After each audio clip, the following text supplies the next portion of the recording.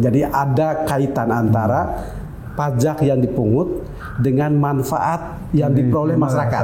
Ya. Manfaat yang diperoleh masyarakat itu paling tidak dua, manfaat dalam bentuk pembangunan daerah dan manfaat dalam bentuk pelayanan publik. Nah, tapi kan sudah ada tadi yang tentang PBB ya, kan sudah ada surat edaran dari Kemendagri bahwasanya supaya semua kenaikan PBB itu dievaluasi kembali. Betul. Nah, ini kira-kira sejauh mana sudah dilaksanakan oleh pemerintah daerah? Jadi pajak itu bukan sesuatu yang haram untuk tinggi.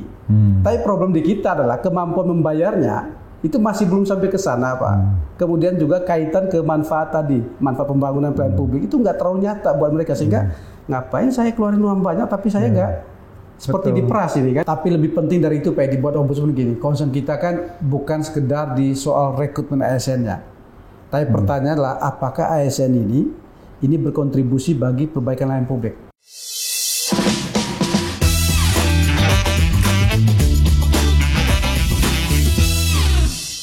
Selamat datang di Azure On, Edi Sharing Discussion bersama saya Edi Wijaya.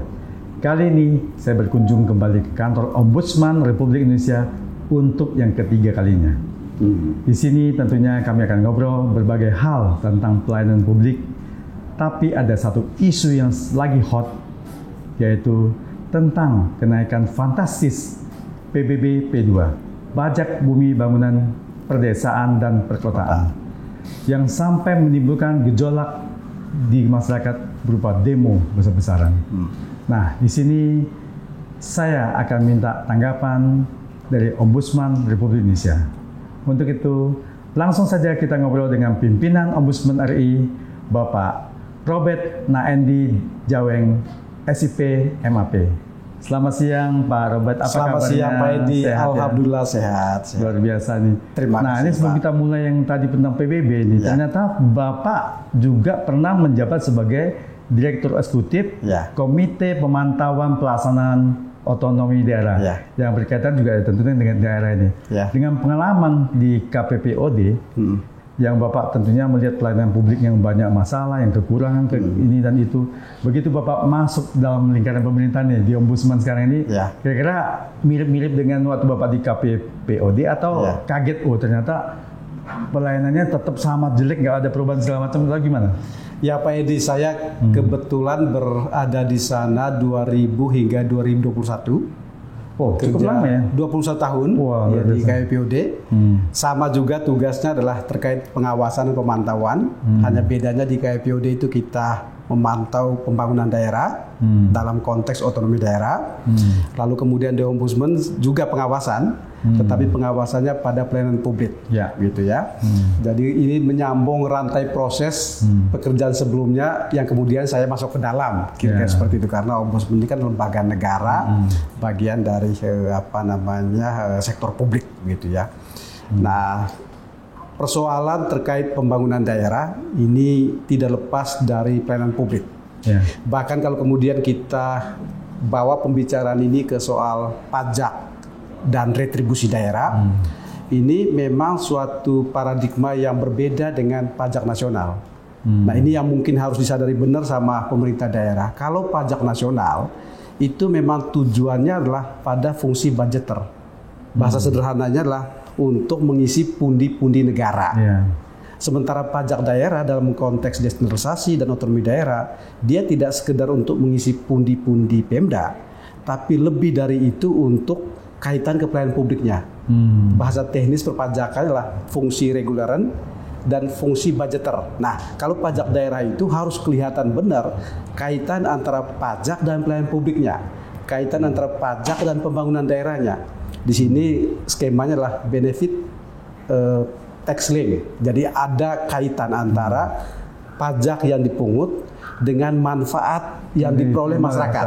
Manfaat yang diperoleh masyarakat itu paling tidak dua, manfaat dalam bentuk pembangunan daerah dan manfaat dalam bentuk pelayanan publik. Nah, disinilah KPPOD memantau pemantauan di sisi pembangunannya, Ombudsman di sisi pengawasan pelayanan publiknya. Sama-sama tentang bagaimana negara mengelola uang, bagaimana Pemda mengelola uang. Nah, ini yang saya lihat di pemerintah daerah kita, kesadaran paradigma baru tentang pajak yang harus dikaitkan dengan manfaat itu masih belum terasa. Sehingga kemudian mungkin antara lain inilah jadi sebab masyarakat lalu protes. bayar pajak kok nggak kelihatan hasilnya. Bayar pajak kok jalannya masih rusak, ya. Pendidikannya masih belum berkualitas, kesehatannya masih belum terurus dan sebagainya. Jadi mungkin saja masyarakat mau bayar pajak Pak Edi, dan tinggi pun nggak apa-apa. Tapi harus jelas bahwa kemudian uang yang saya keluarkan itu kalau dikonversi ke kerja pemerintah dalam bentuk pembangunan dan pelayanan itu nyata nggak, kelihatan nggak? Tapi transparansi pemerintah daerah gimana? Barangkali uang masuk dan keluar tuh transparan nggak? Nah, di sini persoalannya. Secara pembukuan, administrasi keuangan daerah kita itu nggak kelihatan antara uang masuk dari rakyat lewat pajak dengan ketika kemudian uang itu dikeluarkan. Dan kalau lihat postur atau profil anggaran kita, sebagian besar dana yang masuk apakah dari transfer pusat yang namanya TKD transfer keuangan daerah itu, ataupun dari pajak dan retribusi rakyat, ketika masuk ke APBD, ini kan kemudian penggunanya kan diserahkan kepada masing-masing pemerintah daerah. Yang lalu kalau kita lihat profil peruntukannya, sebagian besar itu untuk, kalau bahasa sederhananya, ongkos tukangnya, untuk belanja para pegawainya, belanja dari aparaturnya, para pimpinan eksekutif dan legislatif dan sebagainya, lalu belanja operasional, yang itu rata-rata di pemerintah daerah kita itu menggerus hingga 60-70% bahkan. Wah, besar sekali. Kan itu nggak akan kelihatan manfaatnya buat masyarakat. Itu yang jadi salah satu. Itu berupa operasional buat ibaratnya pegawai-pegawai Pemda saja. Betul, lebih banyak untuk ongkos tukang ketimbang bangunan yang dibangun gitu. Kira-kira seperti itu ya. Itu yang saya lihat, inilah paling tidak 21 tahun saya bekerja di bidang otonomi daerah. Ini salah satu sentimen negatif. Kenapa kemudian rakyat protes? Iya, karena sampai 60-70% habis untuk di dalam. Sekali itu. Kalau kemudian kalau kita bandingkan dengan negara-negara di Eropa, ya, pajaknya tinggi sekali Pak Edi. Tapi jelas benar manfaatnya, pembangunannya, pelayanan publiknya gitu. Nah ini PR kita di Indonesia bahwa boleh jadi memang soal pajak perlu kita rasionalisasi. Apakah dasar pengenaannya, apakah besaran tarifnya, itu kita diskusikan.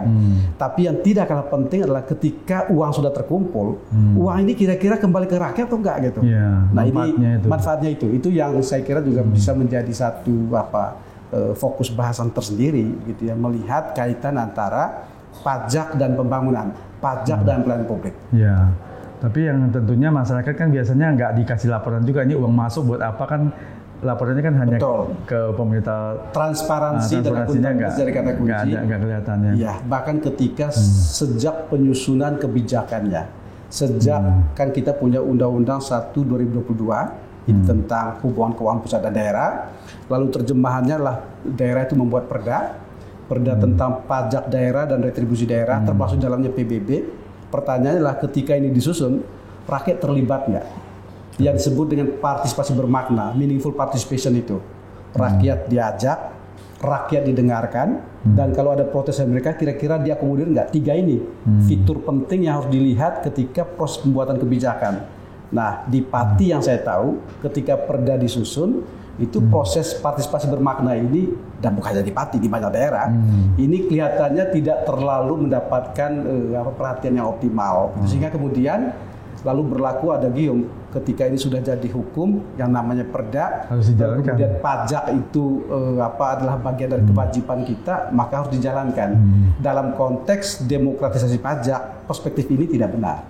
Bagaimanapun proses rakyat diajak bicara itu sangat penting dalam konteks demokratisasi pajak. Ini bukan pajak zaman kita di masa kolonial, di mana kemudian asal dibuat aturan, harus ditetapkan harus ikut semua. Ini nggak gitu konteksnya. Jadi kepala daerah itu harus benar-benar sensitif terhadap yang namanya sentimen publik. Tapi rakyat itu apakah cukup diwakili DPRD saja kan? Nggak cukup. Nggak cukup ya. Meskipun secara formal, ya memang DPRD adalah representasi rakyat, itu. Tapi kita semua tahu ada diskoneksi antara apa yang menjadi kepentingan DPRD, apapun kepentingan itu, dengan aspirasi masyarakat. Fakta kan terjadi di banyak tempat tadi. Karena anggota DPRD itu tidak mewakili benar-benar keinginan rakyat, tapi sebagian masih mewakili kepentingan partainya. Betul. Representasinya dia lebih pada kelembagaan, bahwa DPRD adalah lembaga perwakilan rakyat, tapi belum tentu representasi dalam kepentingan. Rakyat punya kepentingan apa, DPRD mungkin juga kepentingannya berbeda. Terjadi kontras atau bahkan kontradiksi. Nah ini saya kira dialog seperti ini sangat penting, dan pemerintah daerah harus benar menyadari bahwa ini pemerintahan di era desentralisasi dan otonomi daerah, di mana kata kunci di sana adalah demokrasi itu menjadi prasyarat penting. Demokrasi ketika membuat kebijakan, memperlakukan kebijakan, dan demokrasi juga ketika kebijakan itu terlihat hasilnya. Berarti sosialisasi ini penting ya. Jadi penting sebelum banget. Diterapkan, sosialisasikan dulu, ada proses apa ditampung, Betul. mungkin diperbaiki sebelum diterapkan ya. Bahkan bukan hanya sosialisasi Pak Edi, konsultasi publik. Konsultasi publik ya. Jadi publik harus diajak bicara. Termasuk misalnya kalau kita masuk ke pembicaraan soal PBB. PBB P2 ini kan dasar pengenanya lah pada NJOP. Nilai jual objek pajak. Objek pajaknya. NJOP ini jadi dasar pengenaan. Yang itu harus kemudian dinilai appraisalnya itu tiap minimal sekali dalam 3 tahun. Gitu. Apakah nilainya itu benar nggak? Benar nggak sesuai dengan misalnya harga pasar, lalu kemudian kemampuan masyarakat untuk membayar, able to pay-nya kan harus dilihat. Ya. Proses seperti ini berjalan nggak di Pati gitu. Saya dengar di beberapa daerah pun gitu, ini bahkan sudah bertahun-tahun NJOP ini tidak mengalami evaluasi, tidak ada appraisal ulang gitu. Tahu-tahu kemudian di suatu waktu tahun 2025 lalu diberlakukan, yang itu kemudian jadi sangat tinggi. Iya, karena jomplangnya udah jauh. Jomplangnya terlalu lama karena tidak pernah ada kenaikan sebelumnya ya. Masyarakat terkejut gitu kan. Dan masyarakat juga tidak diberikan informasi yang cukup bahwa sesungguhnya kalau kita tiap 3 tahun ada penilaian ulang dan sebagainya, boleh jadi ini secara bertahap. Tapi karena itu tidak pernah, lalu tahu-tahu di suatu waktu dinaikin sangat 250%, 300, bahkan ada daerah yang sampai 1000%. Ya, kota Cirebon ya. Cirebon, terus kemudian juga data Ombudsman ini, Jombang, Cirebon itu di atas 1000%. Iya, Semarang juga maksudnya. Kabupaten Semarang juga sama. Semarang ya. Nah, yang saya baca itu bahasanya Kementerian Dalam Negeri mengumumkan ada 104 daerah yang menaikkan PBB, tapi ada 20 daerah yang lebih dari 100%, itu 100% di atas 100%, sehingga bahkan yang 1000% itu luar biasa itu. Betul. Tapi meskipun dibantai oleh bupatinya nih yang 1000% nih. Ya, tentu saja karena selalu mengatakan bahwa ini sudah dibuat sebelum saya masuk ke sini. Kalau dia bupati baru gitu kan, ini dibuat memang cukup banyak sebenarnya. Pemda itu sudah membuat kebijakan itu jauh sebelum 2025. Itulah kenapa kemudian Pak Edi, saya tidak terlalu yakin dengan pernyataan bahwa kenaikan PBB ini sebagai imbas dari efisiensi anggaran pemerintah pusat. Enggak. Efisiensi kan baru terjadi sekarang Pak. Baru 2025 ini sejak Februari. Tetapi rencana kenaikan PBB ini sudah dibuat di tahun-tahun kemarin, 2023, 2024 dan sebagainya. Jadi memang kaitan antar waktunya ini yang nggak logis gitu. Bahwa kemudian momentumnya sekarang ketika ini naik dan bersamaan juga efisiensi terjadi lalu dikaitkan ya bisa saja. Tapi sesungguhnya kalau kita jujur untuk melihat, ini sebenarnya Pemdanya sudah naikin 2 tahun lalu atau setahun yang lalu. Ya, dan sekarang pemberlakuannya, gitu kan? Karena Undang-Undang Hubungan Keuangan itu kan 2022. 23 Pemda itu sudah membuat berbagai kebijakan. Jadi sebenarnya sudah sejak itu rencana untuk kenaikannya sudah terjadi. Tapi pertanyaannya adalah apakah publik tahu tidak lewat konsultasi tadi atau lewat partisipasi bermakna. Kedua, nah ini jadi pertanyaan. Kan Perda itu kan sebelum disahkan dia dievaluasi oleh Kemendagri dan Kementerian Keuangan. Nah, apakah fungsi evaluasi itu berjalan atau tidak? Artinya sebenarnya tanggung jawabnya juga kan nggak hanya pemerintah daerah kalau pemerintah begitu daerah, mestinya kan kalau ada saran ya beri masukan. Harus gitu kan, harus sudah di Kementerian Keuangan dan Kementerian Dalam Negeri punya kewenangan untuk mencoret. Iya, harusnya oke, jangan ketinggian dong, jangan 250. Betul. 100 saja kan harusnya sudah memberikan saran masukan ya. Betul, harusnya begitu. Jadi ini dua missing link saya kira ya. Publiknya mungkin tidak tahu, kemudian evaluasi di tingkat pusat, khususnya Kemendagri dan Kementerian Keuangan itu mungkin saja berjalan tapi tidak optimal. Ada yang kelewat gitu ya, karena memang Pemdanya sangat banyak. Kabupaten kota, dia melalui provinsi, lalu kemudian ke Kemendagri dan Kementerian Keuangan dan sebagainya itu. Jadi proses-proses inilah yang membuat kemudian kita seperti kagetan bahwa kok tiba-tiba ada yang 1000%, ada yang 300%, ada yang 250%, dan jumlah daerahnya itu sekitar 104 daerah tadi disampaikan itu. Jadi ini seperti kagetan, kebijakan yang sesungguhnya kalau kita yang memantau ini nggak kagetan mestinya. Sudah terjadi tahun-tahun kemarin kebijakannya. masa efektif atau tahun pajaknya saja yang 2025 ini baru mulai diterapkan. Ya, tapi artinya sudah efektif harusnya diberitahukan, tapi nggak sampai ke masyarakat. Ke masyarakat. Sehingga tiba-tiba muncul sekarang diterapkan, ya kan jadi kaget. Kaget, gitu. Kan masyarakat pasti nggak tahu 2 tahun lalu akan naik. Kalau tahu mungkin protes juga sebelumnya. Dan selama masa itu kan selalu evaluasi kan, lalu kemudian sosialisasi juga dan sebagainya gitu. Jadi publik sangat penting untuk tahu dan terlibat. Ya, untuk 3 hal saya kira. Satu, menjamin kualitas proses. Kan good regulatory governance itu artinya apa? Publik terlibat dalam pembuatan kebijakan yang menyangkut hidup mereka. Tidak hanya DPRD, tapi juga masyarakat itu sendiri, terutama stakeholders yang terkait langsung. Kemudian kedua adalah kenapa penting publik terlibat itu untuk berkontribusi bagi substansi yang lebih bagus. Karena yang ngerti yang mau diatur itulah mereka yang diatur. Jadi jangan pernah pemerintah daerah itu berpikir bahwa karena saya ini pemangku otoritas punya hak untuk membuat kebijakan, saya bisa ngatur apapun. Industri, dia nggak ngerti industri, dia ngatur industri. Ya ajak pelaku usaha industri untuk bicara gimana baiknya kebijakan. Iya, harusnya belum dibuat aturannya, didiskusikan dulu. Lalu kemudian ketiga adalah, nah ini yang sangat penting, ketika mereka diajak, biasanya efektivitas pelaksanaan itu terjamin karena ada dukungan. Nah kalau orang nggak pernah diajak, tahu-tahu diberlakukan dan berlakunya ini membuat kaget, ya muncul resistensi. Ya, harusnya kalau sudah diajak di awal, misalnya diajak terlibat, kasih masukan dan setuju. Pada saat diterapkan kan dia mau protes nggak bisa lagi. Sudah terlibat. Anda sudah setuju. Sudah setuju. Anda memberikan usulan. Betul. Nah, harusnya seperti itu ya, lebih cocoknya ya. Memang. Tapi prakteknya nggak seperti itu kelihatannya. Banyak yang nggak begitu. Kenapa? Karena pemerintah daerah kita, terutama para kepala daerah, itu merasa dirinya loh, saya ini sudah dipilih. Persepsi dirinya dia adalah saya di penguasa. Ya penguasa itu punya hak untuk mengambil kebijakan apapun dan Anda sebagai rakyat itu harus kemudian mematuhi apa yang menjadi kebijakan saya. Wah itu paradigma lama sekali. Dalam konteks desentralisasi dan otonomi daerah itu sudah ketinggalan zaman. Gak boleh seperti itu lagi. Harusnya keterlibatan publik itu harus intensif, tetap seperti itu. Justru karena Anda dipilih langsung, maka Anda harus punya ikatan emosional dan kaitan kepentingan yang sangat kuat dengan mereka yang memilih Anda. Harusnya begitu. Jangan kemudian setelah terpilih malah lepas. Setelah terpilih malah kemudian merasa dirinya penguasa gitu. Kalau di Ombudsman saya selalu katakan gini Pak Edi, bahwa kepala daerah, kemudian juga birokrasi, itu pertama-tama adalah pelayan rakyat.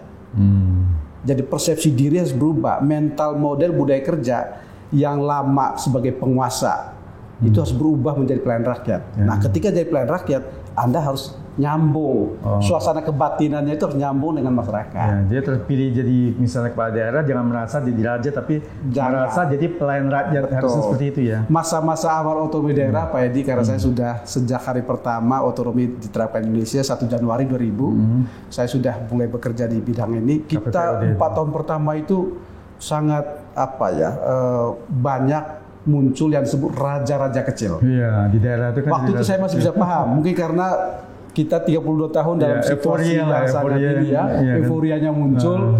Jadi begitu kemudian jadi kepala daerah merasa diri gagah, kepala daerah raja-raja kecil. Tapi masa sih setelah 25 tahun reformasi, 25 tahun kita berotonomi, masih saja persepsi diri, mental model budaya kerja seperti itu kan nggak maju-maju kita.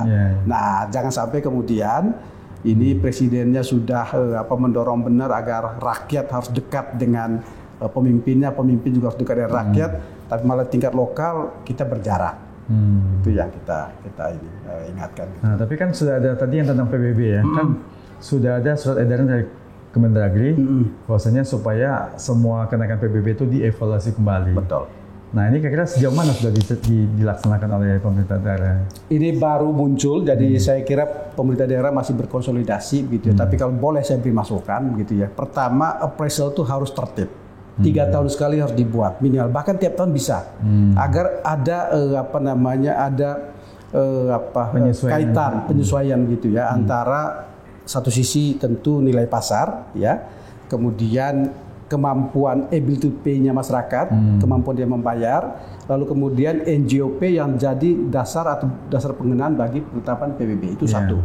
Kemudian kedua Pak Edi, dalam item penetapan NJOP itu ada yang namanya NJOP PTKP, pajak yang tidak kena pajak, yang dibebaskan dulu berapa, NJOP yang tidak kena pajak, dipotong baru sisanya dikenai pajak. Sesungguhnya di sinilah ruang daerah untuk bisa nyetel di situ, menyesuaikan kemampuan masyarakatnya untuk membayar. Kalau dia memang orientasinya itu adalah bagaimana mendorong agar kemudian investasi tumbuh, ekonomi rakyat bergerak, maka sistem insentif yang dia berikan, maka kemudian NGO yang tidak kena pajak itu kemudian dinaikin.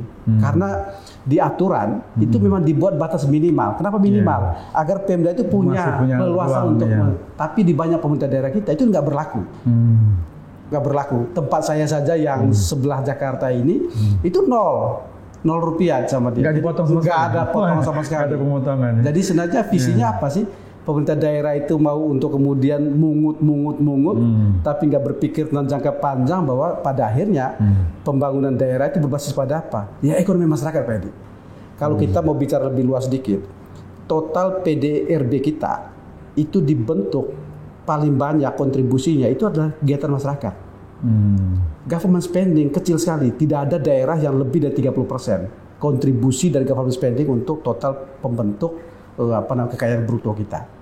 Jadi apa? Artinya masyarakat lah yang dari kegiatan jual beli masyarakat. Oh, itu yang paling masyarakat banyak. Yang pajaknya itu yang paling banyak. Betul. Ya? Ekonomi daerah kita banyak digerakkan oleh masyarakat. Termasuk mungkin pajak-pajak dari makanan, minuman, segala macam, dari wisata, pajak hotel, pajak restoran, ya baik di provinsi maupun kabupaten kota, itu paling besar kontribusinya bagi pembentukan kekayaan daerah. Tapi jangan dibalik cara berpikirnya. Pemda kita mungkin mikirnya 5 tahunan. Yang penting 5 tahun ini saya kelihatan benar tuh Pak Edi, bukan prestasi tapi prestise. Bahwa kemudian wah 5 tahun ini PAD saya meningkat dari yang tadinya segini jadi begini. Lupa dia bahwa sebenarnya visi jangka panjang pembangunan adalah berfondasi pada kemampuan masyarakat. Jangan kemudian PAD-nya meningkat, masyarakatnya kemudian yang melarat. Investasinya yang kemudian nggak keurus demi orientasi pada PAD. Nah ini yang kita nggak mau terjadi. Jadi berarti Pak Robert melihat sisinya itu yang lebih bagus pemerintah daerah itu mengoptimalkan pendapatan daerahnya itu dari sisi tadi mungkin memberi restoran, wisata, juga mungkin wisata daerah ya dikembangkan supaya makin banyak lagi orang, daripada PBB yang tidak memberikan kontribusi banyak ya. Teori sederhana aja Pak Edi. Pajak itu adalah fungsi dari pembangunan yang bergerak. Retribusi fungsi dari pelayanan publik yang diberikan. Makin bagus pelayanan publik kita, makin meningkat retribusi. Makin bergerak ekonomi kita atau pembangunan kita, makin meningkat pajak, Pak. Itu sudah pasti, Pak. Tapi pertanyaan sekarang, pemerintah daerah itu konsen di mana sih?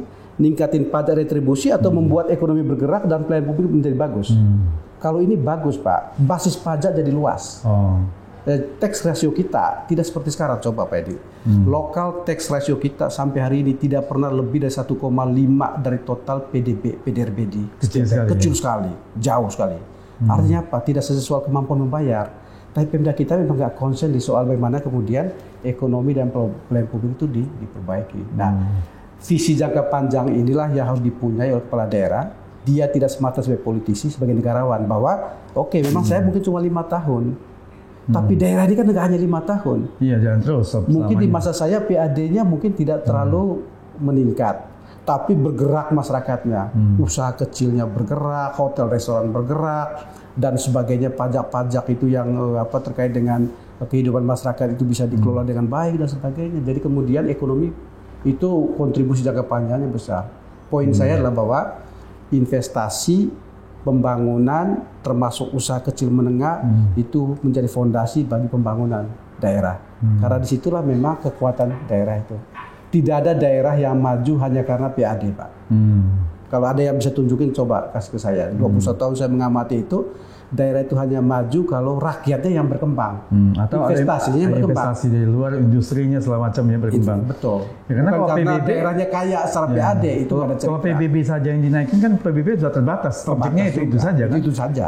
Dia kan statis, Pak. Iya, PBB. makanya paling nilainya ada yang berkembang. Nilainya bertambah dikit. Tapi kalau tadi pemerintah daerah bisa mengoptimalkan dengan membuka lapangan kerja yang banyak, mungkin datangkan investor, buka industri. Ya kan, itu tentunya bisa mendapatkan pendapatan pajak lebih besar dan juga daya beli dan kemampuan bayar masyarakat tambah besar juga. Tambah besar juga. Kalau misalnya masyarakatnya punya duit banyak, naik PBD 100% mungkin dia kalau kita kan punya perbandingan, Pak. Kenapa sih di negara-negara Eropa Bahkan negara-negara yang orientasinya adalah pada welfare state gitu ya, Skandinavia dan sebagainya itu pajaknya tinggi Pak. Bahkan bisa 60-70% Pak, tapi mereka nggak protes. Kenapa? Karena dia sudah sejahtera Pak. Gitu kan. Jadi pajak itu bukan sesuatu yang haram untuk tinggi. Tapi problem di kita adalah kemampuan membayarnya itu masih belum sampai ke sana Pak. Kemudian juga kaitan ke manfaat tadi, manfaat pembangunan pelayanan publik itu nggak terlalu nyata buat mereka, sehingga ngapain saya keluarin uang banyak tapi saya nggak seperti diperas ini kan. Apalagi gitu. Pada saat kondisi ekonomi sekarang kan lagi banyak masyarakat yang memang lagi susah, lagi kesulitan, banyak yang di PHK, gitu tiba-tiba naik PBB-nya sekian ratus%, pasti menjerit lah, ribut semua kan. Inilah kenapa kemudian sensitivitas itu menjadi sangat penting. Nah sisi lain mungkin Pak Edi ya, kan sumber pembiayaan pembangunan itu kan tidak hanya berbasis fiskal, yang disebut dengan pembiayaan inovatif atau pembiayaan kreatif itu artinya apa? Membawa pemerintah daerah ke cara berpikir bahwa Anda itu bukan hanya tukang pungut dan tukang belanja. Kalau sudah tukang pungut, tukang belanja Pak, hampir semua orang bisa lah. Yang penting apakah seorang kepala daerah dan birokrasi itu memang inovatif adalah bisa nggak dia mencari sumber pembiayaan alternatif yang baru. Dan dalam konteks pembangunan daerah, sumber pembiayaan pembangunan itu kan ada 4 atau 5 yang penting Pak. Di luar fiskal, kita masih punya sumber kedua yang namanya investasi. Kemudian ada juga yang namanya KPBU, kerjasama pemerintah dan badan usaha untuk membangun daerah ini. Kan tujuan membangun daerah kan. Kemudian juga ada CSR perusahaan. Lalu kemudian ada berbagai lembaga donor yang juga masuk ke suatu daerah untuk membangun. Lalu kemudian ada berbagai sumber-sumber pembiayaan yang lain seperti pinjaman daerah, obligasi dan sebagainya. Jadi kalau pemerintah daerah kita itu hanya berhenti cara berpikirnya adalah bahwa saya mungut, setelah mungut saya belanja, berarti Anda itu tukang pungut dan tukang belanja. Nah kalau begini, ya berarti memang ya kemampuan mereka ya segitu aja gitu kan. Justru luar biasanya seorang kepala daerah dan disebut dengan kepala daerah yang inovatif, kalau dia berhasil berpikir di luar, beyond dari sekedar yang depan mata. Menciptakanlah tadi sumber-sumbernya dari mana lagi yang bisa dapat ya. Harusnya.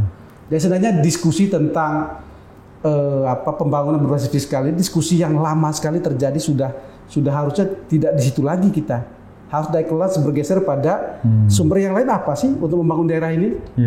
Masa kita gini-gini aja 25 tahun masih diskusinya ini pajak retribusi, nggak kemudian berkembang ke bagaimana kemudian pembiayaan berasal dari investasi, KPBU, donor, CSR, obligasi daerah, pinjaman daerah dan sebagainya. Jadi kita itu agak stagnan loh Pak. 25 tahun itu waktu berjalan jauh, tapi sebenarnya kita masih di tahap yang awal-awal banget ini. Sehingga ketika kemudian muncul ini, saya berpikir gini, ini kan saat saya pertama kali masuk ke bidang otonomi daerah, ya ini yang kita ini. Sampai sekarang gini aja gitu kan. Jadi saya sangat mencintai otonomi daerah. Saya sangat mencintai otonomi daerah dan memang punya keinginan ini terus berjalan. Tapi nggak boleh juga otonomi itu membuat kita itu begini-begini saja. Gitu kan. Harusnya makin berkembang, makin maju kan. Gitu kan. Dan sampai kemudian pemerintah pusat melihat bahwa loh Anda ini sudah diberikan otonomi, gitu kok masih begini-begini juga, ya sudahlah.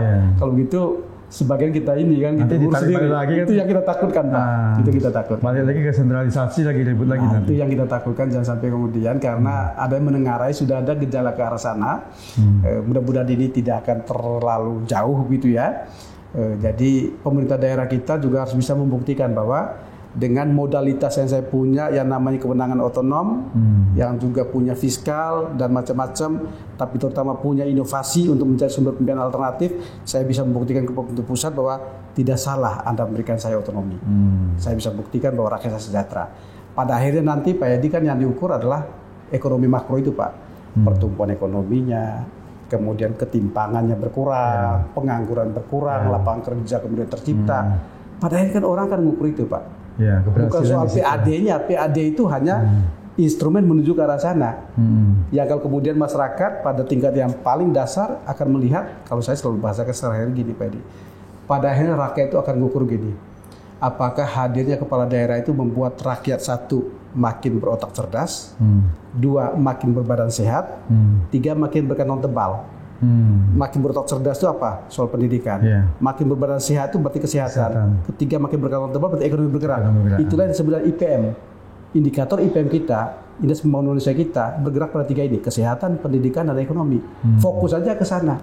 Kalau investasi berarti IPM-nya memang naik kan, udah jelas. Naik Pak, pasti itu. Tapi kalau misalnya sudah 5 tahun berkuasa, IPM-nya nggak naik atau naiknya cuma sekian koma. Ya mungkin yang naiknya cuma di kantongnya Pak. Mungkin. Jadi pundi-pundi negaranya yang makin membengkak. Iya kalau pundi-pundi negara Pak, atau pundi-pundi pemerintah. Kalau pundi-pundi pribadi, nah ini yang lebih celaka kan gitu. Nah ini yang kita dorong terus ya. Jadi pada akhirnya memang ini soal paradigma dan cara berpikir. Gitu. Nah ini paradigma ini kan kita lihat kan tadi di awal kita sempat singgung. Artinya pemerintah daerah kita ini masalah sosialisasi ini sangat minim, sangat berkurang. Nah ini dari sisi pandangan Ombudsman yang memantau pelayanan publik, bisa nggak dikatakan bahwasanya pemerintah daerah yang tidak melakukan sosialisasi yang tepat itu sebagai maladministrasi? Oh pasti. Dalam itu sebagai itu ya, administrasi pembuatan kebijakan itu sangat penting yang namanya partisipasi publik. MK menyebutnya meaningful participation. Kita di sini punya ukuran terkait dengan maladministrasi ya. Jadi ketika kebijakan dibuat, sejauh mana kemudian publik terlibat, tentu sesuai dengan prosedur yang ada, gitu ya. Lalu kemudian juga tidak terjadi berbagai pelanggaran atas standar pelayanan dan sebagainya. Jadi penting bagi pemerintah daerah menyadari bahwa maladministrasi itu tidak saja ketika Anda memberikan layanan, ketika Anda mendeliver sesuatu, tapi ketika Anda membuat kebijakan, maka prosedur administrasi dalam pembuatan kebijakan itu sudah tidak dijalankan. Dan bukan sekedar administrasi dalam artian teknis, tapi juga administrasi terkait dengan bagaimana governance Anda itu bergerak, bagaimana kemudian publik terlibat dan sebagainya itu. Jadi memang pembuatan kebijakan itu ya harus minimal bebas maladministrasi. Syukur-syukur pembuatan kebijakan yang berbasis pada governance atau bahkan lebih jauh pembuatan kebijakan yang inovatif. Itu yang kita tahu. Nah ini kalau masalah maladministrasi ini kan masalahnya karena nggak ada sanksi, jadi nggak ada diopenin, nggak didapetin ini.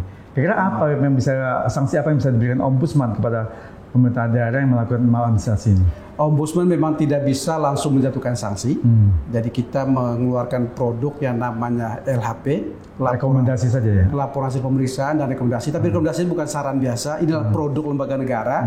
Jadi kita akan berikan ini kepada pemerintah yang bersangkutan atau bahkan kalau dalam konteks Pemda Pak Edi, pasal 351 Undang-Undang Pemerintahan Daerah itu mewajibkan kepala daerah menjalankan rekomendasi Ombudsman.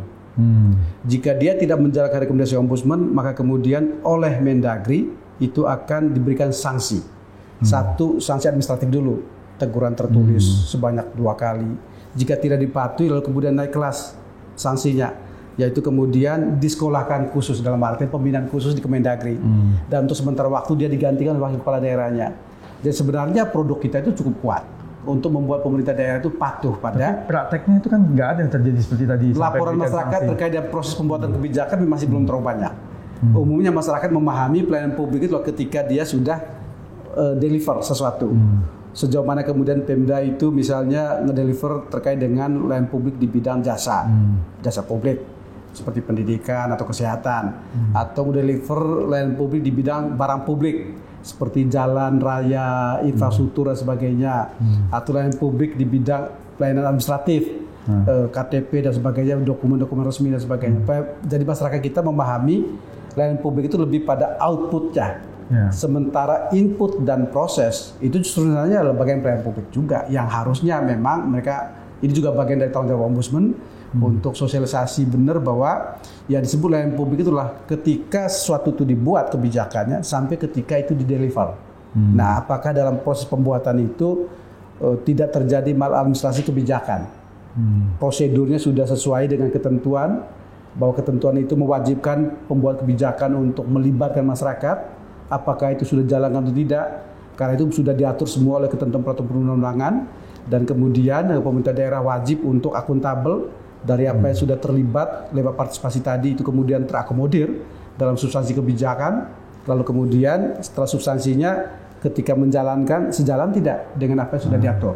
Nah, tapi tadi kembali ke tadi yang masalah sanksi tadi itu, maksud saya adalah secara prakteknya kan tidak ada sampai kepala daerah yang diberikan sanksi diganti oleh Kementerian Dalam Negeri akibat tidak mematuhi laporan atau rekomendasi dari Ombudsman. Maksud saya Ombudsman ini apakah tidak mungkin mengajukan diri supaya nanti suatu saat diberikan kewenangan bisa bertindak dan memberikan sanksi? Kalau enggak kan di Ombudsman ini dianggap orang mama Pak. Iya. Ini giginya ompong nih Pak. Iya. Memberi rekomendasi tapi nggak dijalankan, nggak ngapa-ngapain juga, nggak ada masalah katanya. Ya pertama soal apakah Ombudsman nanti akan punya kewenangan seperti itu bukan urusan Ombudsman, itu urusan pembentuk undang-undang, itu berarti adalah pemerintah dan DPR. Kan Ombudsman boleh ngajukan diri nih, harusnya diberikan sanksi atau apa? Kita akan lihat kemungkinan untuk itu, tapi pada akhirnya yang punya otoritas nanti kan adalah di para pembentuk undang-undang. Karena Ombudsman ini bekerja sesuai dengan undang-undang pelayanan publik, undang-undang Ombudsman sendiri, undang-undang pemerintahan daerah, dan undang-undang administrasi pemerintahan. 4 ini yang sangat penting untuk menjadi rujukan kita. Tapi gini Pak Edi, selama ini paling tidak di bidang yang saya ampuh, itu sesungguhnya sebagian besar produk kita dijalankan. Rekomendasi dan laporan tadi tentang masalah tadi itu dijalankan. Ya. Kalau saya bisa mengatakan di tempat saya bahkan 90% jalan tuh. Jalannya. Dipatuhi lah kayak gitu ya, dipatuhi. Ombudsman ini kan bukan lembaga peradilan, di mana orientasinya adalah pada sanksi. Tapi justru dengan produk yang kita buat dan bahasa rekomendasi itu bukan bahasa saran biasa. Itu adalah produk dari lembaga negara. Di dalamnya kita akan detailkan apa uraian laporannya, apa bentuk maladministrasinya, apa saran korektif yang kita minta dan sebagainya. Dan dengan pendekatan Ombudsman, di mana bukan saja kemudian keluarin produk lalu kita diam, tapi setelah keluarin produk Ombudsman bekerja untuk. Tapi Ombudsman selalu memantau nih, jalan nggak selalu memantau. Kita punya yang namanya unit kerja resolusi monitoring. Nah ini beda dengan peradilan Pak. Jadi peradilan itu terutama PT-UN, kalau dia sudah keluarkan putusan, dia diam. Tergantung dilaksanakan tidak oleh si pihak terkait. Kalau Ombudsman enggak. Produk keluar kita akan benar-benar Pak 30 hari, 60 hari kita pantau terus, nanyain terus. Nanyain sampai benar terlaksana. Jika kemudian dari produk kita yang namanya LHP, laporan pemeriksaan tadi tidak dijalankan selama 30 hari, maka kemudian kita naikin Pak. Ke atasan dari terlapor. Jadi dilaporkan lagi ke atasannya supaya... Ke atasannya untuk jalankan.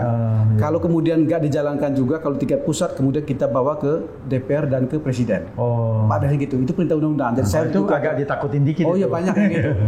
Atau kalau kepala daerah tadi, kalau dia nggak jalankan, itu kemudian ke Kemendagri. Dan dengan segala proses yang ada, Mendagri itu banyak menindaklanjuti juga yang sudah kita keluarkan. Ada nggak sanksinya misalnya pemerintah daerahnya nggak melaksanakan rekomendasi dari Ombudsman? Iya.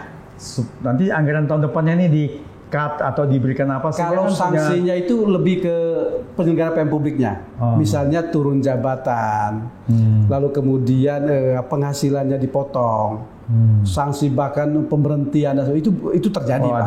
Tapi tidak oleh Ombudsman yang memberikan sanksi. Kemendagri. Ombudsman membunyikan yang menjatuhkan sanksi lah atasannya atau ke Kemendagri.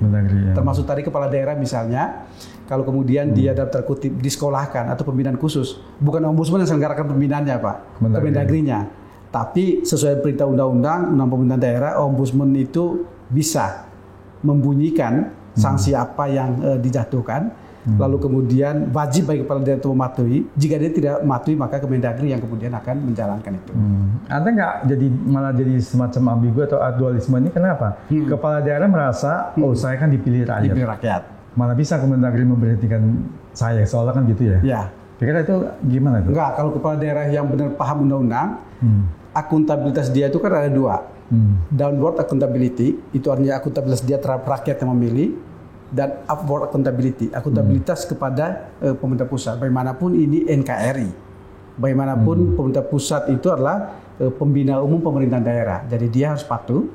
Jika tidak, maka kemudian kan pemerintah punya beberapa instrumen sanksi. Ada yang sifatnya administratif dalam artian kemudian soal jabatannya itu terkena atau terancam mungkin berhenti sementara atau bahkan kemudian bisa berhenti permanen Pak kalau kasus-kasus dulu ya. Jadi Kemendagri berhak untuk itu. Bisa gitu ya. Atau kemudian sanksi fiskal. Nah ini yang juga bisa dimainkan oleh pemerintah daerah, oleh pemerintah pusat gitu, di mana kemudian sekian persen misalnya itu tidak akan ditransfer dulu atau ditahan dulu sampai pada apa yang menjadi kewajiban itu terpenuhi.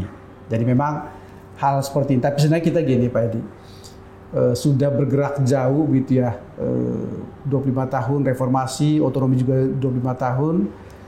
Mestinya kan kesadaran berpemerintahan itu kan makin terbentuk gitu ya. Jadi kita melakukan perubahan bukan semata karena takut akan dijatuhin sanksi, tapi memang karena inilah pentingnya pemilihan langsung.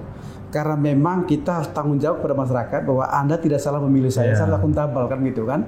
Membuktikan bahwa saya bisa bekerja untuk membuat daerah ini semakin sejahtera. Dan demi kepentingan masyarakat. Demi kepentingan masyarakat. Jadi perbaikan dan perubahan itu bukan karena ada sanksi-sanksi yang sifatnya tadi itu keras, baik administratif maupun fiskal, tapi justru perubahan itu karena memang niatnya yaitu untuk membuat daerah itu maju. Kalau enggak, ngapain kemudian buang waktu untuk menjadi kepala daerah? Ya harusnya kalau itu kan harus dilakukan kepala daerah supaya dia terpilih kembali nanti. Terpilih kembali. Karena insentif politiknya kan terpilih kembali Pak. 5 tahun di situ tambah 5 tahun, bahkan kalau bagus dia naik kelas, kalau bupati jadi gubernur, atau bahkan ada bupati yang jadi menteri Pak. Contohnya Pak Aswar gitu ya, menteri PAN kita kemarin, sebelumnya Bupati Banyuwangi, karena 10 tahun menjadi Bupati Banyuwangi di Jawa Timur itu bagus sekali. Lalu kemudian jadi Menteri Pendaya Aparatur Negara. Jadi bukan tidak mungkin juga insentif politik seperti ini akan diperoleh bagi kepala daerah yang bekerja benar dan membuktikan bahwa memang Anda bermanfaat untuk masyarakat. Ya, minimal juga legasi dirinya terhadap masyarakat juga kan pasti diingat sama masyarakat. Ya kan? Kan para politisi ini kan bukan para pencari kerja Pak, bukan job seeker. Dia mencari nama. Artinya investasi nama itu sangat penting buat dia. Kalau dia bekerja benar akan diingat Pak. Sepanjang masa daerah itu akan mengingat bahwa di suatu waktu daerah ini pernah 5 tahun atau 10 tahun dipimpin oleh si ini. Dan berhasil apa yang dibuatkan pasti diingat masyarakat. Betul. Harus berpikir seperti itu. Kalau mikirnya diri sendiri Pak Edi ya, bahwa kemudian 5 tahun saya terpilih, ini mumpung kesempatan karena dulu ketika saya maju biaya pencalonan saya luar biasa gitu ya, maka 5 tahun ini tugas saya cuma 2. Balas budi dan balas dendam. Balas budi misalnya bagi mereka yang membantu saya, balas dendam bagi mereka yang tidak membantu saya. Lalu kemudian ada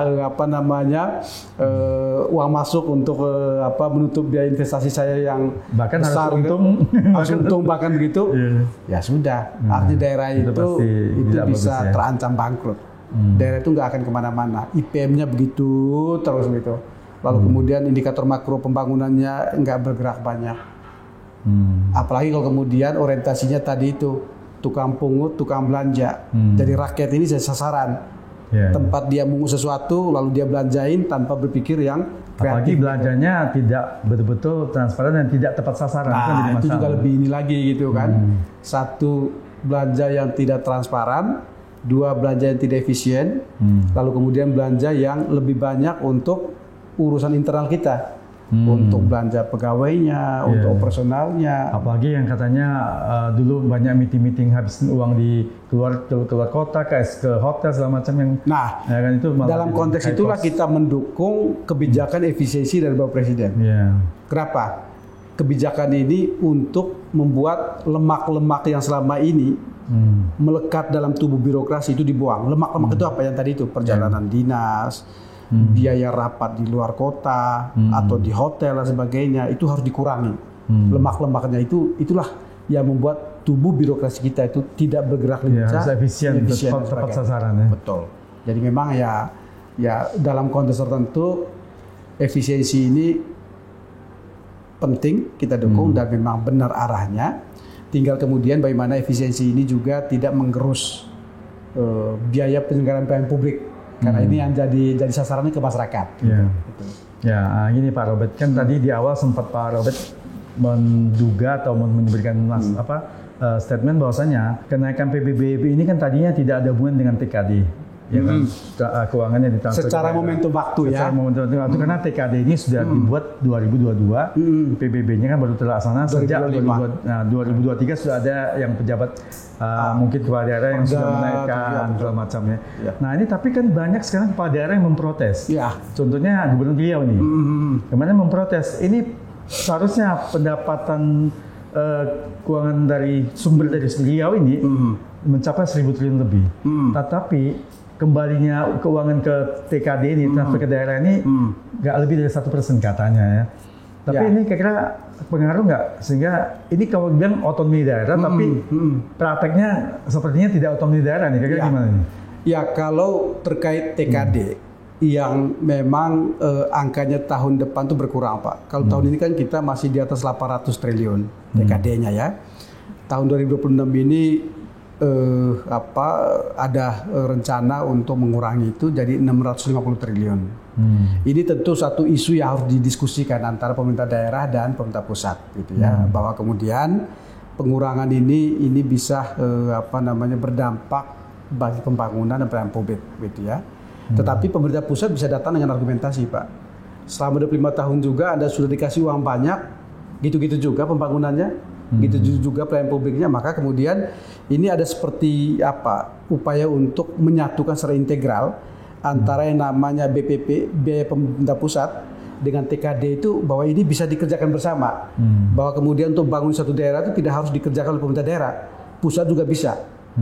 Pusat yang kemudian akan mengerjakan terutama dalam beberapa prioritas presiden itu, prioritas nasional terkait dengan ketahanan pangan, lalu kemudian makan bergizi gratis, sekolah rakyat, koperasi merah putih dan sebagainya, program-program seperti itu yang mungkin di benak pemerintah pusat terlihat bahwa kalau ini diserahkan ke Pemda, ya boleh jadi ini akan lama, gitu kan. Jadi ini juga perlu dilihat dalam konteks itu. Tapi pada sisi lain, saya kira pemerintah daerah, pemerintah pusat untuk berdialog benar. Secukup apa sih sebenarnya anggaran harus dipunyai oleh pemerintah daerah agar kemudian beberapa layanan publik dan pembangunan tingkat lokal yang harus dikerjakan oleh pemerintah daerah itu sendiri itu bisa terselenggara. Itu perlu didiskusikan.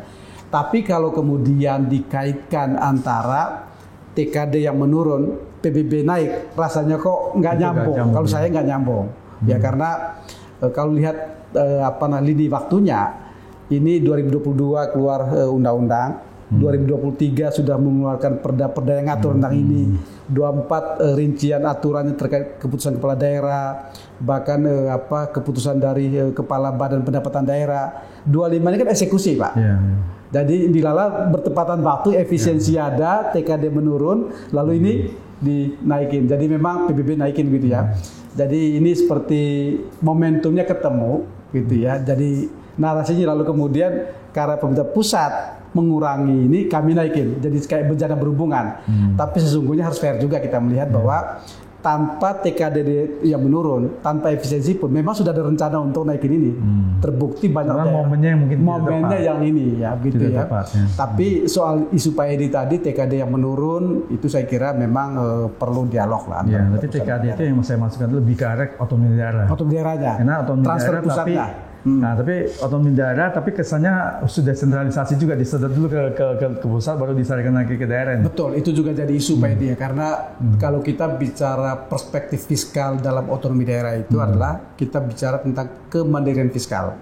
Literatur internasional membuat standar bahwa suatu daerah itu dianggap otonom secara fiskal, mandiri secara keuangan, itu kalau minimal 20% APBD dia itu berasal dari PAD. 20%. Jadi APBD saya misalnya sekian, maka 20% itu berasal dari saya sendiri. Sesungguhnya itu jumlahnya sedikit juga, Pak. Nah, data di KPPUD menunjukkan bahwa ada 232 daerah, bahkan kontribusi atau rasio PAD terhadap APBD-nya itu di bawah 10%. Itu berarti apa? Kita nggak bicara kemandirian fiskal, ketergantungan. Masih tergantung. Sangat banyak Pemda kita, sangat banyak daerah kita tergantung pada TKD. Dari transfer pusat tadi itu. Tapi memang tidak semua daerah yang punya penghasilan tadi itu. Banyak. Kalau kita bicara misalnya Badung di Bali, Gianyar di Bali, itu kita bicara tentang daerah yang sangat kuat secara fiskal. Bahkan daerah ini ibaratnya nggak dapat TKD pun dia bisa jalan. Karena dia punya pendapatan dari wisatawan itu banyak yang besar. Tapi kan yang begini nggak banyak, nggak banyak gitu ya. Masih jadi klasifikasinya itu ada beberapa daerah yang fiskalnya kuat, ada yang sedang, ada yang lemah. Nah, yang lemah ini banyak. Ya, jadi makanya pemerintah pusat mengambil dari daerah yang banyak. Betul. Untuk diberikan kepada yang tidak mampu itu ya. Itulah tugas pemerintah pusat, menciptakan keseimbangan horizontal. Jadi horizontal dan keseimbangan vertikal. Vertikal itu antar pusat dan daerah, horizontal antar daerah. Jadi kalau ada daerah yang merasa bahwa kok kami menghasilkan banyak tapi kembali ke kitanya sedikit, ya jangan berpikir tentang diri sendiri. Ini pikirnya NKRI. Indonesia. Jumlah daerah itu 500-an gitu kan. Jadi pusat itu tugasnya ambil dari Anda lalu kemudian diredistribusi sehingga yang lain juga dapat gitu kan. Kan ini wilayah NKRI gitu kan. Nah, ini memang soal edukasi juga bagi pemerintah daerah. Nah, ini Pak Robert, ini kita beralih ke satu isu lagi nih. Ya. Tentang calon ASN nih. Tentang perekrutan calon ASN 2024-2025 yang ditunda ini. Kan harapannya orang sudah mau kerja tahu-tahu hilang nih, kira-kira gimana nih menurut Ombudsman nih? Ya memang sempat jadi isu dan polemik Pak Edi ya, termasuk Ombudsman juga waktu itu terlibat dalam upaya untuk membuat ini bisa dilihat kembali gitu ya. Kita menyurati Kepala BKN, kita menyurati Menteri PAN dan sebagainya, di mana kita meminta agar ada pengangkatan bertahap. Karena selama ini kan selama proses rekrutmen ASN kita, pengangkatan selalu bertahap Pak. Daerah yang sudah siap, ya silakan diangkat. Nah, gagasan kemarin kan skemanya pengangkatan serentak, yang ngapain? Jadi kemudian, alhamdulillah kemudian pemerintah, khususnya Menpan dan Kepala BKN lalu membuat pengangkatan yang bertahap itu. Ada yang sudah di bulan Juni, ada yang bulan Juli gitu ya, paling lambat kan bulan itu untuk yang CPNS. Yang CP3K ini paling lambat bulan Oktober, jadi semua harus tuntas. Jadi kita berharap setelah Oktober tidak akan ada lagi ya ASN yang P3K itu yang belum diangkat. Ya, yang masih kontrak aja itu ya. Ya itu ya. Nah tugasnya sekarang sebenarnya Pak Edi, PR kita adalah masih banyak Pak honorer kita yang tersisa yang belum masuk. Ya, belum mereka cemburu dong, tiba-tiba masuk baru jadi ASN, mereka yang honorer sepuluhan tahun masih tetap honorer. Betul, dan kita berharap tahun ini adalah tahun terakhir untuk menuntaskan berbagai yang tersisa ini, yaitu tenaga honorer. Kalaupun masih ada, kan ada skema P3K paruh waktu. Artinya kemudian yang bersangkutan masuk dengan gaji minimal standarnya sesuai dengan waktu dia menjadi honorer, minimal banget itu. Nah kalau tidak, berarti tahun 2026 Pak Edi, semua skemanya itu standar, jadi orang untuk masuk ASN itu yang lewat PNS dan P3K sama. Jadi nggak ada lagi yang namanya afirmasi. Selama ini P3K kita itu jalur afirmasi terhadap honorer. Karena mereka sudah mengabdi sangat lama, apakah bidan, apakah guru, dan sebagainya. Apalagi kalau di daerah 3T, yang daerah terluar, tertinggal itu perlu diafirmasi agar dia masuk gitu ya. Dan memang ini bagian dari tugas kita juga untuk memberikan penghargaan terhadap mereka yang sudah lama mengabdi. Ada sampai 30 tahun Pak, ada 20 tahun. Tetap honorer aja. Honorer aja gitu kan. Kan nggak boleh juga. Orang sudah mengabdi ya harus diberikan insentif untuk masuk ke dalam lewat skema afirmasi. Tapi 2026 harapannya tidak ada lagi. Jadi semua orang mau dia P3K ataukah mau di PNS itu melalui jalur standar prosesnya. Nggak ada afirmasi untuk berpihak pada siapa-siapa yang selama ini sudah mengabdi. Nah, itu harapan kita ya. Jadi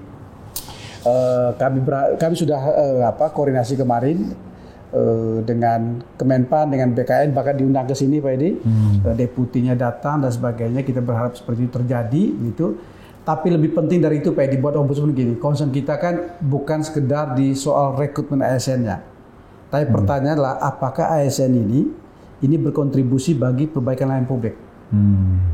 Yang perlu menjadi evaluasi Ombudsman dan pemerintah saya kira adalah apakah rekrutmen yang terus-menerus terjadi ini, bahkan tahun ini tahun yang paling banyak Pak, 1,2 juta, itu memang berdampak bagi kerja pembangunan, berdampak bagi perbaikan layanan publik. Itu pertanyaan nanti menambah cost dan beban itu dia gaji aja ya nanti. Jangan sampai publik merasa bahwa ini sama seperti negara menampung orang untuk bekerja atau para pencari kerja kemudian dapat pekerjaan, tapi untuk kami apa?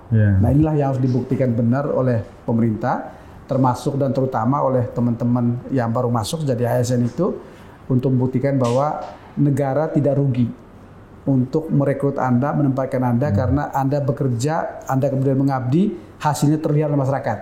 Yang kemudian kelihatan pembangunan, yang kelihatan pelayanan publiknya. Karena itu Pak, yang menjadi concern. Dan ini penting Pak Edi, karena biaya pengeluaran kita untuk mengongkosi birokrasi juga cukup besar. Dan buat saya nggak masalah, sejauh kemudian memang konversi dalam bentuk kinerja itu juga memang besar. Manfaat buat masyarakatnya ada. Ya. Nah ini tentang tadi penundaan ini kan masih terjadi nih penundaan untuk CPNS ini. Nah ini kan bisa menjadi satu dalam tanda kutip ya. Oh nanti jadi lahan ini si A ini punya kewenangan. Siapa-siapa yang mau masuk nih jadi ini kasih uang buat dicepat-cepatin. Yang tadinya urutannya semestinya di belakang jadi ke depan. Ini kan menjadi semacam lahan basah nih buat oknum nih. Menurut Ombudsman gimana? Saya belum melihat terlalu jauh ke sana karena ini sudah pasti bisa terjadi nih soalnya. Mungkin saja terjadi ya. Saya mau cepat misalnya, saya mau cepat nyogok dikit ini, cepat ini. Tadinya nggak dapat jadi dapat misalnya. Boleh jadi itu bisa terjadi ya. Di mana ada kebijakan pilih kasih begitu ya. Tapi kita berharap dengan pemantauan dan pengawasan pusat ini harus bisa ditekan seminimal mungkin. Jadi tidak ada ruang atau peluang bagi permainan seperti itu ya. Kalau sesuai dengan standar yang ada mestinya tuntas Pak. Jadi pengangkatan di suatu daerah itu pengangkatan tuntas, bukan kemudian misalnya harusnya diangkat 1.000 atau totalnya 1.000 harus diangkat semua lalu kemudian dia ngangkat cuma 100 sesuai dengan berapa setorannya dan sebagainya. Kalau dulu iya, tapi kalau mekanisme sekarang mestinya itu sudah kecil kemungkinan karena pengangkatan di suatu daerah itu harus pengangkatan secara menyeluruh. Kecuali kalau misalnya ada 1-2 orang yang memang secara administratif itu masih banyak yang belum terpenuhi, mungkin ada penundaan. Misalnya saya baru tanganin kemarin kasus Pak, di mana seseorang itu ditunda pengangkatan dari P3K-nya karena dia ditengarai sebagai anggota partai. Nah, kalau anggota partai kan nggak boleh Pak. Jadi ada penundaan untuk kemudian di BKN sendiri belum ada database-nya dia terkait dengan nama yang bersangkutan gitu. Jadi diberikan waktu untuk membuktikan bahwa Anda bukan anggota partai. Nah yang gini-gini kalau begini wajar untuk kemudian dia mengalami penundaan gitu ya. Tapi kalau karena soal bayar membayar, karena itu terjadi di praktek di swasta juga. Oh swasta begitu ya. Misalnya ada lah ya, bukan semua. Terjadi mungkin ada oknum yang kelola nih Anda mau masuk nih mau bayar sekian baru masuk kerja. Ya. Itu terjadi di beberapa tempat lah ya, tidak semua. Kalau dulu yang begini banyak Pedi, tapi kalau sudah beberapa tahun belakangan ini paling tidak Ombudsman dalam 4,5 tahun saya berada di Ombudsman memantau dengan berbasis sistem dan kebanyakan sistem kita itu sudah digital gitu ya.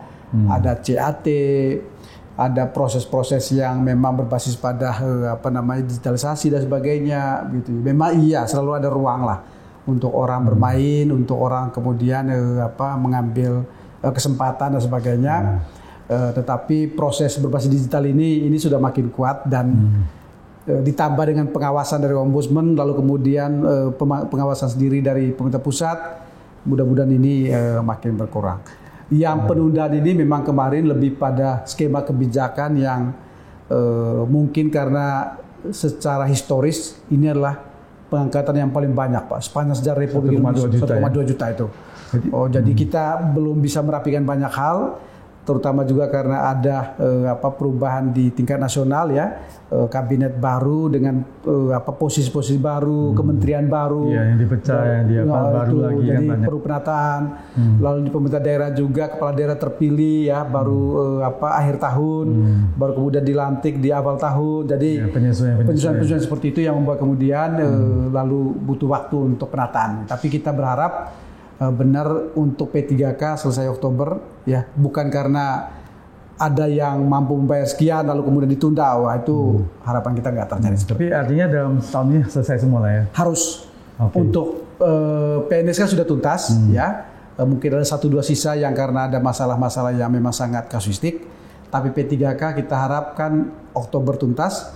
Kalaupun masih ada honorer yang belum tuntas, dia masuk ke skema paruh waktu.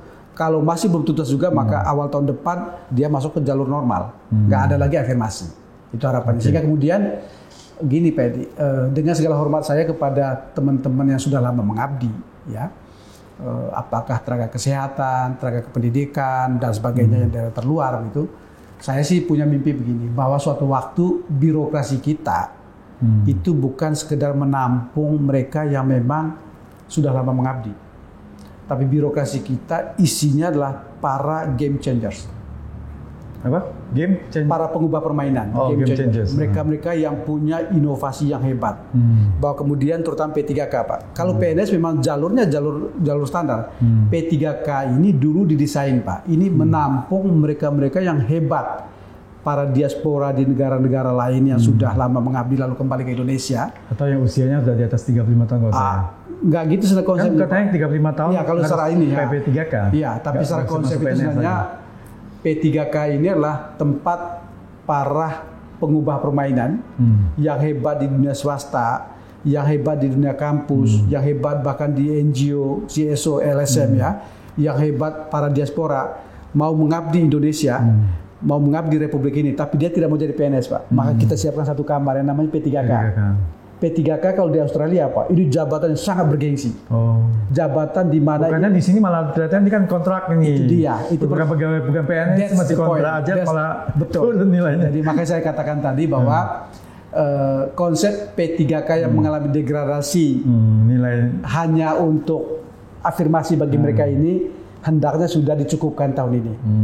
Tahun 2026 kita kembali ke konsep awal ketika Undang-Undang ASN dibentuk tahun 2014 Pak. 2014 P3K adalah tempat mereka-mereka yang hebat mau mengabdi Republik tapi nggak mau jadi PNS. Mungkin karena PNS dianggap citranya apa atau gajinya apa gitu ya, tidak menarik buat mereka. Teman-teman muda yang usia berapapun yang sudah terbukti hebat di sektor swasta atau di dunia akademik atau apa mengabdi Republik, ini tempat Anda.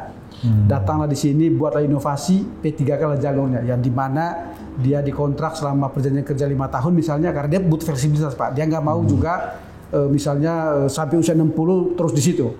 Boleh jadi dia 5 tahun mau pergi ke tempat lain lagi atau kembali ke lembaga asal, nggak apa-apa. Memang begitu. Dan ini pola-pola di Eropa sudah biasa Pak. Bahwa kemudian suatu waktu ASN kita, aparatur sipil negara kita, isinya itu tidak selalu PNS Pak. Isilah mereka-mereka yang hebat tempat lain masuk. Yang profesional, tapi tidak terikat. Ya. Nah, Ombudsman mengenalkan konsep itu Pak. Di tempat saya ini, kita punya 2 jenis pegawai. Satu para PNS, satu para profesional. Yang ini tamatannya sekolahnya keren-keren Pak. S2, S3-nya di mana-mana itu. Lalu kemudian kembali ke sini, bukan PNS mereka. Mereka pegawai tetap Ombudsman. Nah, inilah darah kita yang menyumbang perubahan di Ombudsman mereka. Nah, saya berharap suatu waktu gitu, sehingga P3K ini dalam tanda kutip bukan tempat menampung orang yang butuh afirmasi lagi. Para tenaga honorer itu harusnya sudah selesai tahun ini, tahun depan. Kenapa begitu, Pedi? Karena Indonesia ini berhak untuk mendapatkan birokrasi kelas dunia. Jika di Singapura, di Korea Selatan, atau di Cina, kalau kita ketemu aparat birokrasi, itu seperti kita ketemu dengan 1-2% warga terbaik. Kenapa di Indonesia nggak boleh kayak gitu? Kenapa lulusan terbaik kita justru nggak masuk birokrasi? Kenapa mereka lari ke dunia akademik, lari ke dunia perusahaan? Padahal di negara-negara yang maju tadi itu Pak, birokrasilah yang mendorong perubahan. Hebatnya China, hebatnya Korea Selatan, hebatnya Singapura, itu karena birokrasinya kelas dunia Pak. Nah kalau kita kemudian sektor publik kita isinya bukan orang-orang terbaik, ya rakyat ini seperti tidak mendapatkan hak untuk mendapatkan orang terbaik. Nah, pelayanan publik menuju ke layanan publik kelas dunia itu tidak mungkin dihasilkan oleh birokrasi yang bukan kelas dunia. Ya, tentu begitu. Kalau layanan publik itu adalah soal bagaimana kemudian rakyat mendapatkan kinerja negara atau pemerintah, maka dapur pemerintah namanya birokrasi harus diisi oleh mereka yang berkelas dunia juga. Visi kelas dunia ini yang harusnya menjadi, kalau kita menuju ke Indonesia Emas 2045, harus dimulai dari birokrasi, Pak. Ya, mudah-mudahan ke depan birokrasi kita itu bisa lebih bagus dengan ada pengawasannya dari ombudsmannya. Betul. Nah, ini yang Pak Robert nih. Tadi kan tentang supaya masyarakat kita tahu, tadi kalau misalnya ada oknum yang minta tentang masuk PNS, mau apa mesti minta uang sama macam. Ini laporannya bisa nggak Pak Robert sampaikan nih biar nanti kita tayangkan. Kemana ombudsmannya, emailnya apa, teleponnya berapa, ke siapa dihubungi, supaya nanti masyarakat kita mau ngaduin, harusnya ke sini langsung. Betul. Coba kita sampaikan. Karena saya nggak bawa tayangan, tapi intinya gini. Ombudsman ini adalah lembaga negara yang punya kewenangan mengawasi pelayanan publik. Nah, karakteristik pengawasan kami itu berbasis pada laporan masyarakat. Tentu ada beberapa yang bukan laporan masyarakat karena inisiatif kami sendiri, itu soal yang lain. Nah, laporan masyarakat ini sangat banyak Pak Edi. Per tahun itu bisa sampai 20-an ribu Pak. di kantor pusat maupun 34 kantor perwakilan kami. Nah, Bapak Ibu sekalian, kalau ada masalah terkait pelayanan publik, apakah layanan di barang publik ini terkait dengan jalan rusak, macam-macam yang memang dirasakan dalam kehidupan sehari-hari, ataukah jasa publik terkait pendidikan atau kesehatan, ya. Lalu kemudian layanan administratif terkait dengan KTP Anda yang tidak segera keluar, izin yang berbelit-belit dan sebagainya. Apalagi kalau di balik itu ada praktik maladministrasi, yang itu maladministrasi adalah pintu masuk terjadinya korupsi, maka lapor ke Ombudsman. Lapornya itu Anda bisa kantor pusat, bisa kantor perwakilan, jadi semua pintu kita buka, bisa datang langsung, bisa juga menggunakan berbagai kanal digital kita. Jadi Anda nggak usah ragu, kalaupun tidak datang langsung ke Ombudsman, hanya bisa lewat WA, bisa lewat SMS, bisa lewat berbagai platform digital yang lain, ya. Itu semua sama nilainya bagi Ombudsman untuk kita proses secara serius, sama seperti halnya Anda datang langsung. Tapi memang gini Pak Edi, sebagian besar pelapor itu harus datang ke sini Pak. Kenapa? Dia merasa nggak afdol kalau nggak datang Pak, nggak ketemu kita. Dan kalau dia datang itu dia tidak hanya datang untuk melapor, terkadang mengadu Pak, juga berkonsultasi. Jadi banyak laporan ke Ombudsman itu justru berhenti atau selesai ketika sudah ketemu Ombudsman saja Pak. Lalu dia merasa, oh ternyata begini duduk soalnya, ternyata salah persepsi di dia gitu Pak. Cuman jadi bukan betul-betul masalah, tapi dia merasa saja, persepsi dia saja yang keliru. Dan beberapa pelapor juga Pak Edi, itu sudah dalam tanda kutip butuh teman curhat juga. Jadi Ombudsman terkadang jadi teman curhat. Jadi begitu dia datang ke sini mengadu masalahnya, lalu kemudian kita dengar, kita tanya, bagaimana Bapak Ibu, itu kita akan lanjutkan ke pemeriksaan. Sudah cukup, saya udah lega, udah dengar Ombudsman dengan Sarah, udah paham. Jadi memang meskipun Ombudsman membuat omni channel, berbagai kanal kita buka, tapi sebagian terbesar masih datang langsung ke kantor pusat maupun di kantor-kantor perwakilan. Kenapa kemudian kami memang tetap harus membuka layanan yang konvensional. Gitu. Yeah. Nah, dari tadi kan Bapak bilang 20 ribuan aduan per tahun. Nah, yang bisa ditindaklanjuti berapa persen nih? Karena 90% Pak. Oh, bisa 90%. Hanya memang bedanya Ombudsman lah karena kami lebih banyak menyelamatkan kerugian publik. Ya, publik yang rugi karena pelayanan publik yang nggak bagus, begitu. Beritanya tidak sama seperti kalau ada kerugian negara, seperti para penegak hukum ya. Kalau ada yang tangkap tangan segala macam. Padahal maladministrasi itu dampaknya sangat dahsyat, yang itu terkait dengan kehidupan nyata masyarakat. Jadi kerugiannya itu adalah kerugian. Ombudsman ini menyelamatkan kerugian publik, sementara penegak hukum menyelamatkan kerugian negara. Tapi yang seringkali yang jadi seksi untuk berita itu adalah di kerugian negara. Tapi Ombudsman kan tidak perlu mencari itulah, bukan soal nama dan sebagainya. Yang pasti bahwa kami sangat efektif, kita menyelesaikan hampir semua pengaduan yang ada di sini, baik oleh Ombudsman sendiri maupun kemudian kita minta yang punya otoritas, apakah menteri untuk menegur kepala daerahnya, ataukah bahkan beberapa kasus Pak Edi kita sampaikan ke Presiden Pak, dan ke DPR. Saya misalnya contoh Pak Edi, baru menyelesaikan 849 nasib para mantan kepala desa yang diberhentikan untuk suatu jangka waktu, lalu kemudian mengadu ke Ombudsman, lalu kita melakukan pemeriksaan dan kita minta Mendagri untuk kemudian mengukuhkan kembali mereka dan sekarang menjadi kepala desa lagi Pak. Jadi kemarin di kepala desa kenapa diberhentikan? Ya karena alasan itu ceritanya panjang, tapi ada alasan di pihak Kemendagri untuk kemudian ini tidak diperpanjang masa jabatan dari 6 tahun ya ke 8 tahun itu, lalu jumlahnya 849, lalu kemudian lapor ke Ombudsman lakukan pemeriksaan terhadap berbagai kepala desa itu, dan itu kemudian rekomendasi kita adalah bahwa ini harus dipulihkan dan alhamdulillah hari ini sudah kembali menjabat. Ini contoh saja Pak, dan yang gini sangat banyak. Contoh di bidang kesehatan, anak-anak yang gagal ginjal itu sekitar 300 anak karena minum sirup beracun, mungkin pernah dengar Pak, GG apa, gagal ginjal akut gitu, lapor ke Ombudsman, lalu kemudian kita secara kasuistik, kemudian ada proses di Ombudsman untuk ganti rugi bagi keluarga yang korban gitu ya, maupun yang meninggal maupun yang jadi penyintas, untuk diberi kompensasi sekian juta per orang. Lalu kemudian ada penyelesaian sistemik untuk pihak Kementerian Kesehatan maupun kementerian terkait, BPOM dan sebagainya BPOM, untuk ya. perbaiki kebijakan. Ada juga tindak hukumnya pidana kali ya kalau memang. Ada pidana juga. Kalau pidana kan itu peradilan. Ya. Kalau kita lebih pada bagaimana kemudian ganti rugi bagi mereka dan kemudian perbaikan sistem. Dan ini yang gini-gini sangat banyak, tapi tidak diberitakan. Oke, tapi luar biasa Ombudsman sudah bekerja untuk rakyat Indonesia. Ya, saya terutama menggunakan channelnya Pak Edi ini untuk menyampaikan kepada publik begini. Bahwa letak kekuatan Ombudsman itu adalah pada dukungan masyarakat. Maka Bapak Ibu yang punya masalah pelayanan publik, yang menjadi korban maladministrasi, dan maladministrasi adalah perilaku koruptif yang kalau kita biarkan akan terjadi korupsi beneran, maka Bapak Ibu bisa mengadu ke Ombudsman. Tapi saya tentu menyadari bahwa tidak semua orang itu memahami pelayanan publik.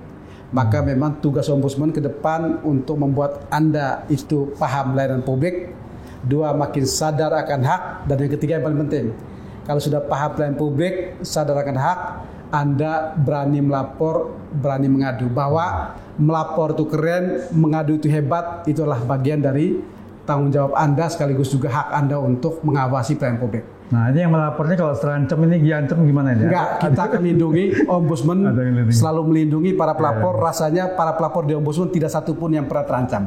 Karena kami melindungi, termasuk kalau dia meminta untuk merahasiakan datanya, namanya bahkan, kita akan wajib untuk merahasiakan itu. Gitu. Ya, luar biasa Pak Robert atas waktu dan tempatnya yang luar biasa untuk kita podcast di SRON. Terima kasih Pak Edi untuk kesempatannya. Terima kasih.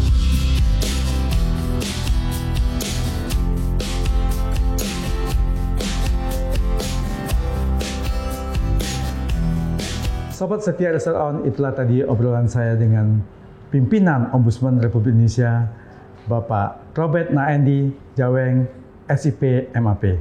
Semoga apa yang beliau jelaskan menjadi edukasi dan pencerahan buat kita semuanya. Nantikan obrolan berikutnya yang tetap menarik bersama narasumber yang wow dan amazing hanya di SRON, Edi Sharing and Discussion, podcast yang kreatif, inovatif, dan informatif. Sampai jumpa.